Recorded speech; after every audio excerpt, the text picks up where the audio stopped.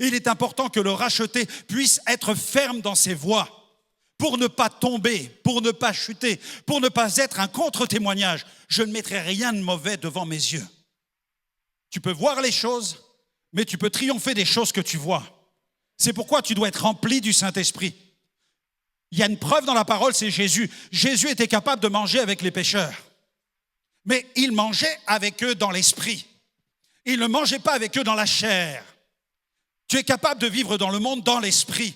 Le Seigneur ne veut pas te sortir du monde. Il te dit que tu n'es plus du monde. Déjà, tu n'es plus de ce monde. Tu es du royaume de Dieu. Est-ce que tu peux acclamer le roi pour ça?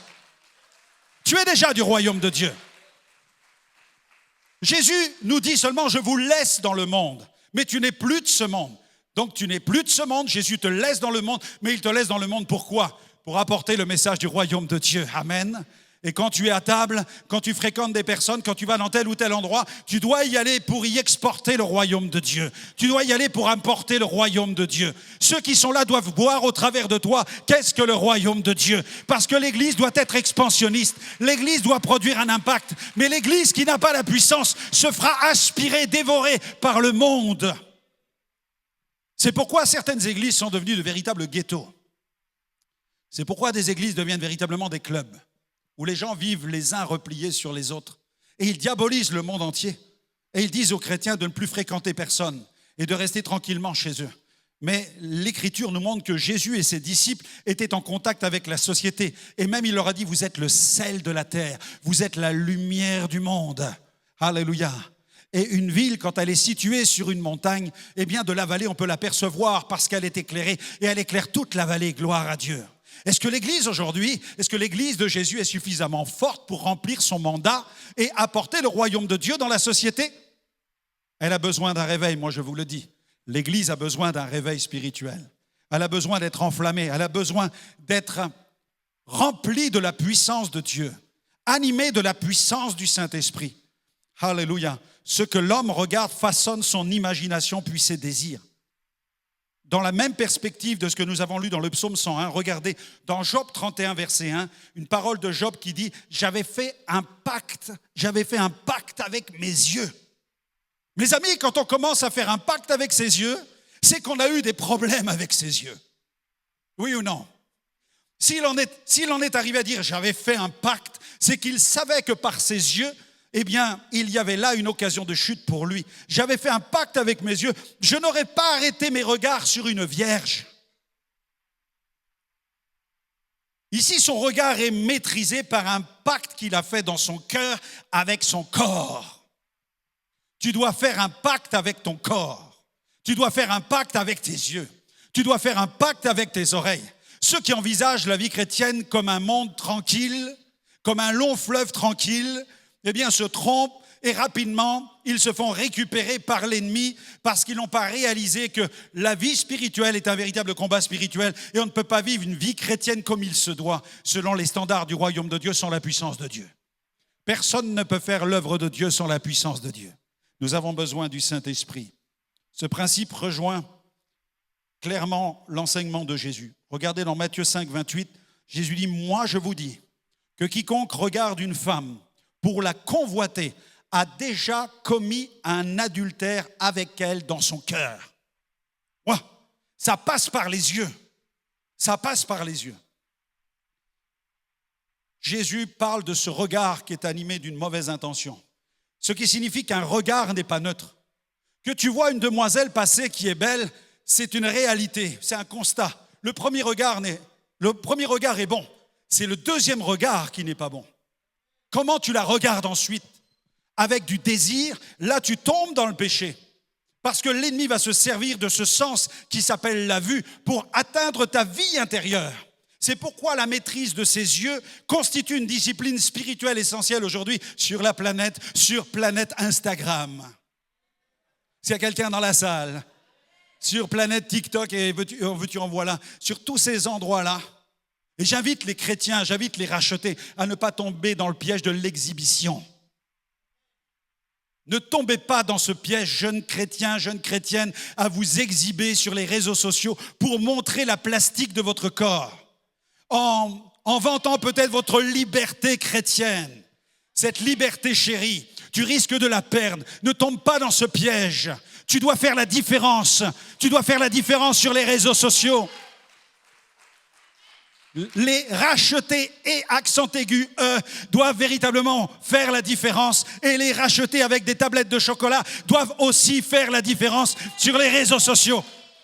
Et même s'il n'y a pas de tablette de chocolat, amen. Même si c'est du Nutella, chocolat fondu, amen. Gloire à Dieu. Le témoignage que nous renvoyons. Nous sommes sur Internet et nous voyons les rachetés, hommes et femmes que nous connaissons. Nous voyons vos comptes, nous voyons tout cela. Et je vous invite à faire le ménage. Je vous invite à nettoyer cela. Ne pleure pas seulement sur tes péchés ici, pleure devant ton écran. Purifie ton ordi, purifie ton écran. Reviens à Dieu, purifie tes voix, change tes voix si tu veux vivre un réveil. Ne te mens pas à toi-même. Ne te mens pas à toi-même. Jésus dit ceci, Matthieu 6, 22, 23. L'œil, c'est la lampe du corps. L'œil, c'est la lampe du corps. Si ton œil est en bon état, tout ton corps sera éclairé. Si ton œil est en bon état. Mais si tu as du caca plein les yeux, si tu ne regardes pas ce qui est bon, tu auras du caca plein les yeux. Et là, ton œil ne va pas être en bon état. Et ta vie intérieure ne sera pas éclairée. C'est pourquoi tu dois travailler là-dessus. Tout ton corps sera éclairé. Si ton œil est en mauvais état, tout ton corps sera dans les ténèbres. C'est-à-dire que ta vie intérieure va être dans l'obscurité. Alors tu vas dire, où est Dieu? Je ne comprends. Où est la voix de Dieu? Quel choix dois-je faire? Tu ne vas plus pouvoir discerner. Tu vas perdre ton discernement parce que l'ennemi va tellement troubler ton œil physique qu'il va avoir une influence sur ton œil intérieur. Et tu vas perdre toute espèce de discernement. Tu es chrétien à l'intérieur, tu es chrétien à l'extérieur. Et l'onction de Dieu est sur toi dedans, elle est aussi sur toi dehors. Est-ce qu'on peut dire un amen à cela? Alléluia, gloire à Dieu. La vie chrétienne est un combat spirituel. Amen. Lorsque David, le roi David, lorsqu'il aurait dû être au combat avec les hommes qu'il avait choisis, qu'il avait sélectionnés, au lieu d'être au combat, où était-il? Il était au palais. Que dit la Bible? 2 Samuel 11, 1. L'année suivante, au temps où les rois se mettaient en campagne, David envoya Joab, mais David resta à Jérusalem. La faute de David, il n'était plus au combat. Le chrétien qui déserte le champ de bataille, c'est un chrétien qui se met en danger. Le chrétien qui déjà commence à régner, l'apôtre Paul a reproché aux chrétiens qui régnaient sans lui. Il dit à un moment à une église, vous régnez déjà sans nous. Il est en train de leur dire, vous êtes en train de vous asseoir sur le plan spirituel. Dieu soit béni, nous sommes fils et filles de rois. Amen. Nous sommes un royaume de sacrificateurs, mais nous sommes encore dans le combat. Nous ne sommes pas encore au ciel. Nous sommes sur la terre et nous faisons la promotion du royaume de Dieu ici-bas. Amen. Donc nous sommes dans un combat spirituel et lui, au lieu d'être au plus fort du combat, il se tient dans le palais. Donc là, je pense que les poulets, je pense que les pintades, je pense que les viandes, que le sanglier, et que les bonnes boissons devaient couler à flot sur la table. Il était au palais, servi comme un roi, au lieu d'être au combat, là où les soldats étaient en train de s'exposer. La vie chrétienne est un vrai combat spirituel et tu dois veiller véritablement à être dans ce combat. Et regardez ce que la Bible dit dans 2 Samuel 11, 2. 2 Samuel 11, 2. Un soir, David se leva de sa couche et comme il se promenait sur le toit de la maison royale, il aperçut de là une femme qui se baignait et qui était très belle. Vous avez vu comment la Bible, elle souligne la chose. La Bible ne dit pas il aperçut une femme qui était en train de faire de la natation. Non, vous avez déjà les images dans votre tête en fait.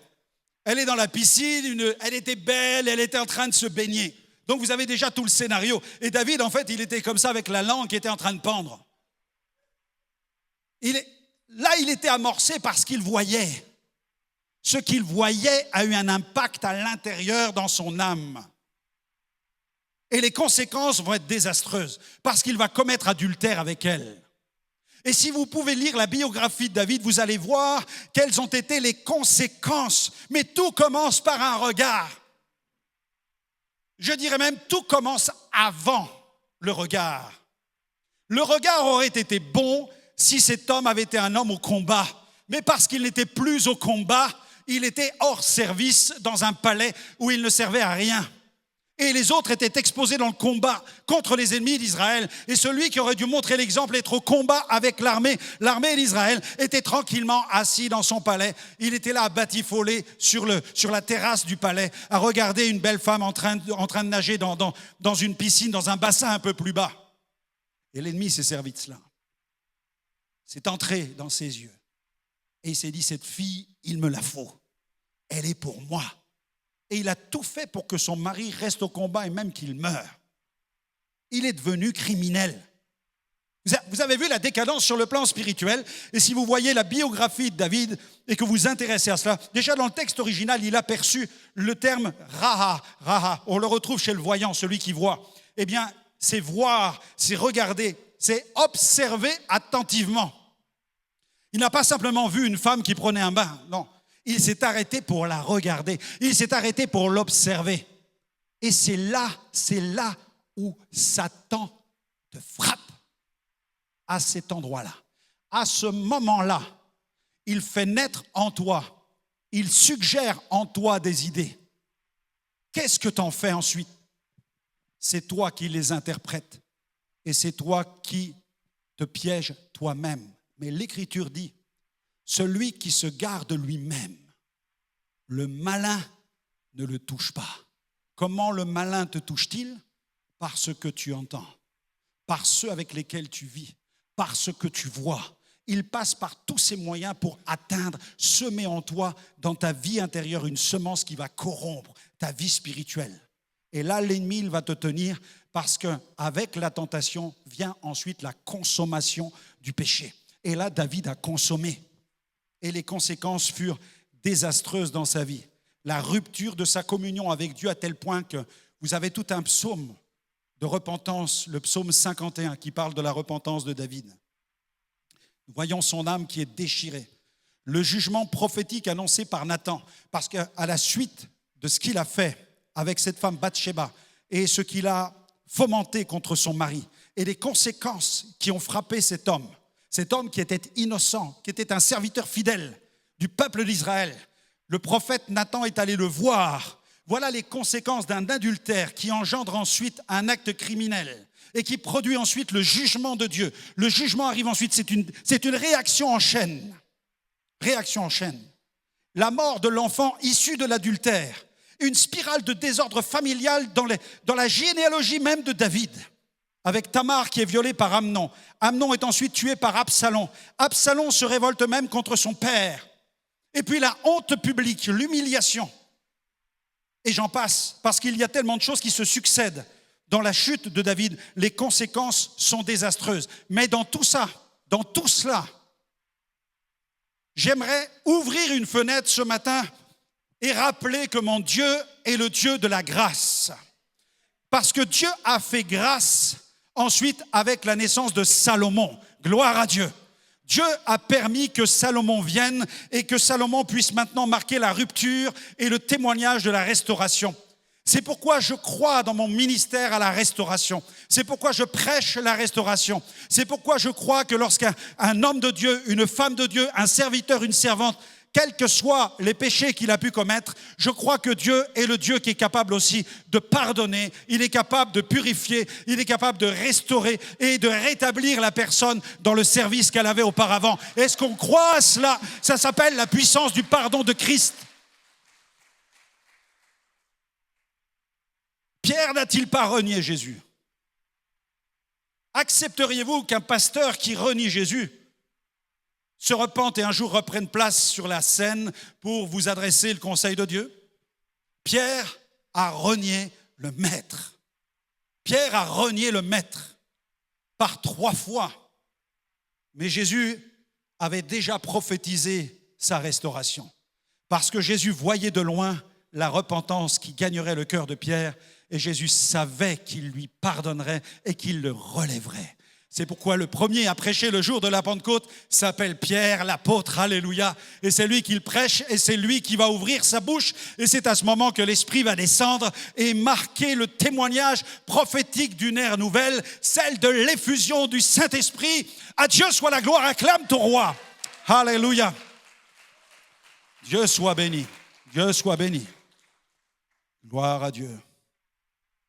Et puis, troisième front, l'orgueil de la vie.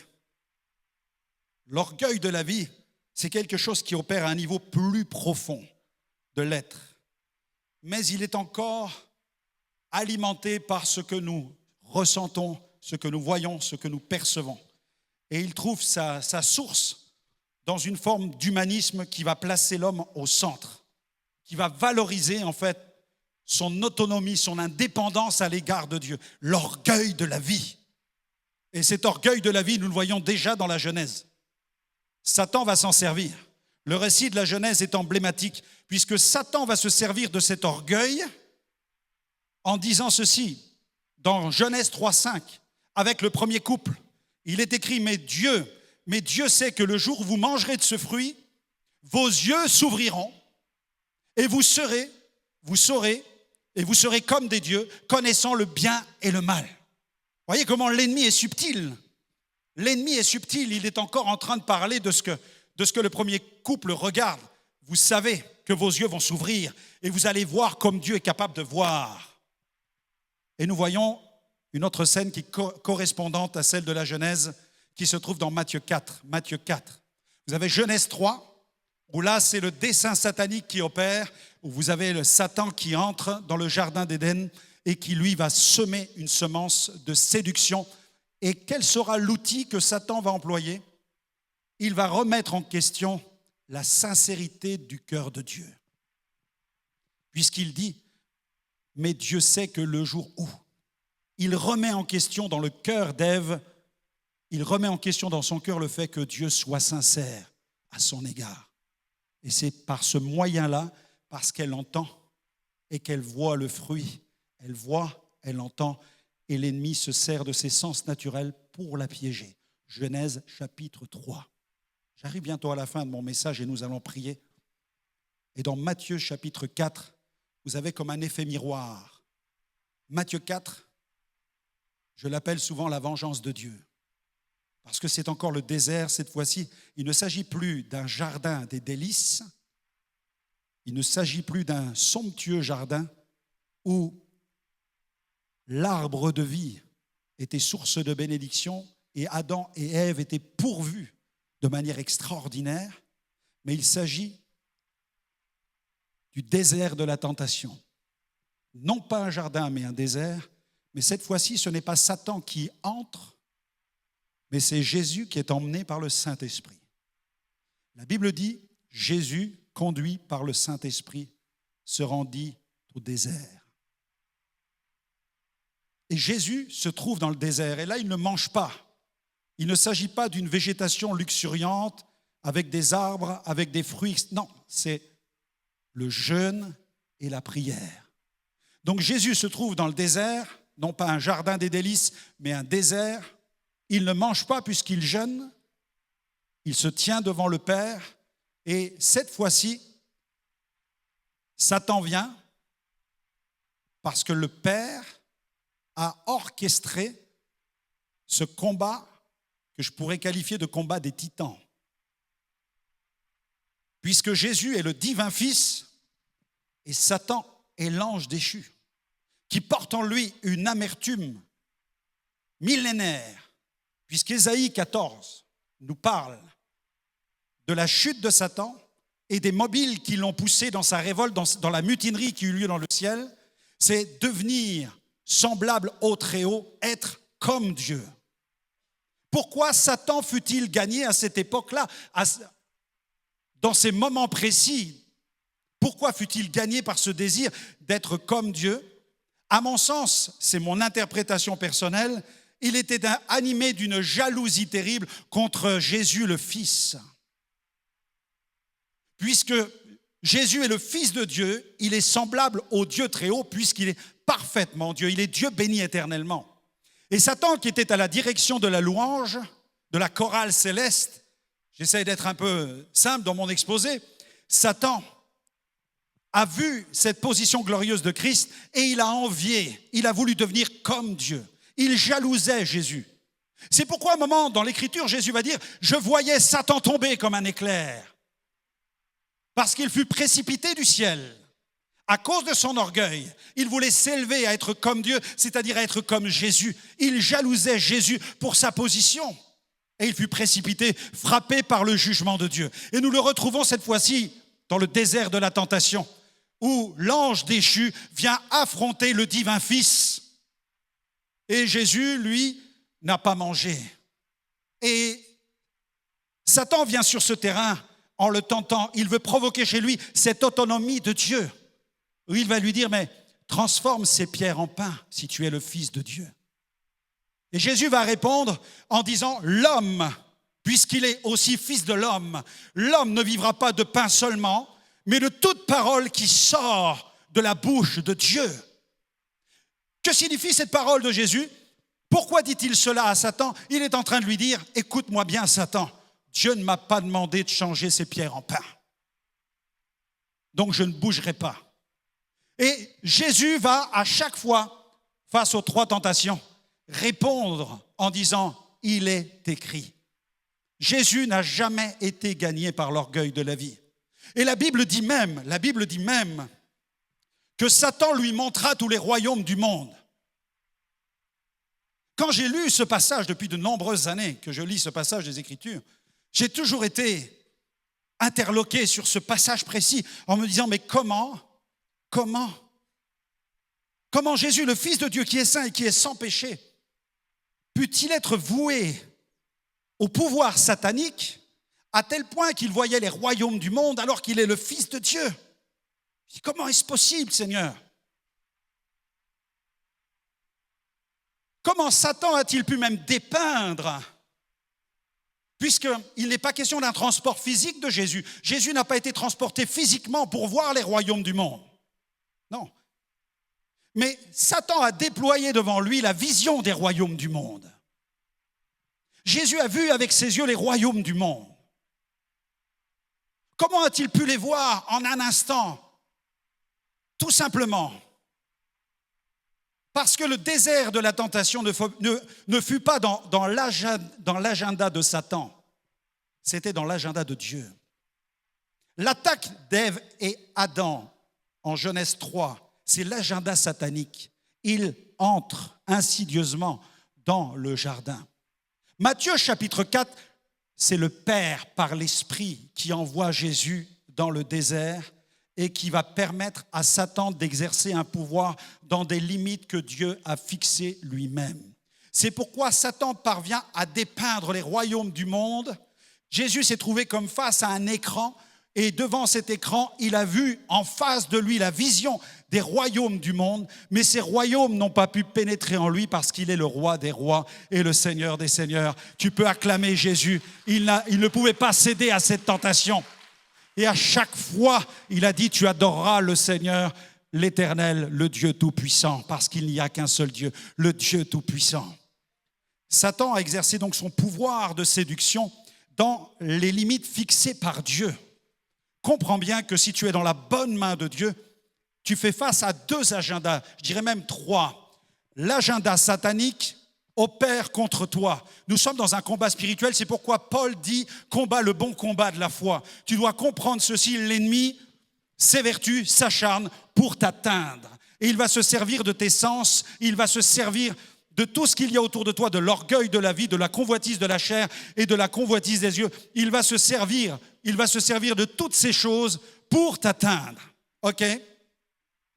C'est l'agenda satanique. Mais il y a aussi l'agenda de Dieu qui prime. Et l'agenda de Dieu est supérieur à l'agenda satanique. Parce que la Bible déclare que les dominations, les puissances et les autorités ont déjà été vaincues à la croix du Calvaire par le sacrifice de Jésus et par sa résurrection. Est-ce que tu peux acclamer Jésus pour sa victoire? L'agenda satanique opère. Dieu a son agenda, Satan a son agenda. L'agenda de Dieu est supérieur à celui de Satan et il y a ton agenda. Gloire à Dieu. Et ton agenda, il est important que tu puisses l'aligner avec celui du Seigneur. Que tu puisses dire, Seigneur, je veux vivre ma vie, non plus dirigée par l'orgueil de la vie, non pas dirigée par la chair, mais je veux, Seigneur, te suivre dirigé par l'Esprit. Le secret d'une vie qui va être dirigée par le Saint-Esprit. Marchez par l'Esprit, vous n'accomplirez pas les désirs de la chair. Alléluia. La tentation n'est pas le péché. La tentation devient péché lorsque tu commences à la transformer et à concevoir. Là, tu entres dans le péché. La tentation n'est pas la consommation du péché. La tentation, c'est ce que Satan met devant toi. Mais tu as l'autorité au nom de Jésus pour résister au diable. Ne lui donne aucun accès légitime. Résistez au diable, dit la Bible, et il fuira loin de vous. Soumettez-vous à Dieu. Alléluia. Résistez au diable. Ne résiste pas à Dieu, mais soumets-toi à Dieu. Soumettre. Se soumettre à Dieu, c'est se placer sous l'autorité de Dieu. Soumettez-vous à Dieu, place-toi sous l'autorité de Dieu et le diable ne pourra pas t'atteindre. Et Jésus a vécu dans cette pleine soumission à son Père. Il a vécu tout son ministère, toute sa vie terrestre dans la pleine soumission à son Père. J'aimerais qu'on se lève ensemble dans la présence de Dieu. Nous allons prier maintenant pour que la victoire soit remportée au nom de Jésus. Elle l'est, mais plusieurs aujourd'hui ont besoin de déclarer prophétiquement que la victoire est un acquis. La victoire t'appartient. Déclare de ta bouche, la victoire m'appartient. La victoire m'appartient. Dis-le à 2-3 personnes autour de toi, la victoire t'appartient. Alléluia. Les démons sont vaincus. Les sortilèges sont vaincus. Les héritages sont vaincus. C'est pourquoi ne vis pas dans la foi. Là, je vais te donner un secret de la victoire dans le combat spirituel. N'accorde pas à Satan, n'accorde pas au diable un pouvoir qu'il a perdu. Nous avons tous des héritages spirituels. Nous avons tous un parcours, nous avons tous des ancêtres. Et dans nos familles, il y a eu des transmissions, une chaîne de transmission. Mais tu dois déclarer par la foi que cette chaîne a été brisée à la croix. Si quelqu'un est dans le Christ, il est une nouvelle création. Les choses anciennes sont passées. Les héritages spirituels sont passés. La sorcellerie est passée. Les pactes sont passés. C'est passé. Mais si toi, tu regardes dans le rétroviseur en avançant, tu vas rentrer dans le derrière de la voiture de devant. Trop de chrétiens marchent les yeux rivés sur le rétroviseur. Non, tu as un grand pare-brise en face de toi, regarde la route. Tu as une grande vision panoramique devant toi, c'est le plan de Dieu. Alors regarde devant toi, la victoire t'appartient. La victoire est à moi, la victoire m'appartient. Alléluia. Je laisse derrière mes héritages, je laisse derrière au passé tous les esclavages spirituels. Maintenant, je suis libre. Alléluia. Ceux qui ont l'Esprit de Dieu, ceux qui ont l'Esprit, là où est l'Esprit du Seigneur, il y a la liberté. Vous connaîtrez la vérité vous affranchira. Si le Fils vous affranchit, vous serez réellement libre. Acclame le roi.